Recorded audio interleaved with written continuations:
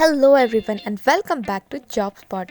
USA से एक dishwasher की जॉब अपडेट आई है। जॉब लोकेशन है फ्लोरिडा। पे आपको मिलेगा $17 से लेकर $20 पर आवर। आप फुल टाइम या पार्ट टाइम दोनों के लिए अप्लाई कर सकते हो। मॉर्निंग डे और इवनिंग शिफ्ट्स भी अवेलेबल है। जेंडर पे कोई रेस्ट्रिक्शंस नहीं है, यानी लड़का हो या लड़की दोनों भी अप्लाई कर सकते हैं। अगर आप इंटरेस्टेड हो तो आज ही जाकर जल्दी से अप्लाई करें। इस जॉब पर अप्लाई करने के लिए नीचे दी गई वेबसाइट के लिंक पर क्लिक करिए। Okay guys, see you in the next video. Follow for more job updates.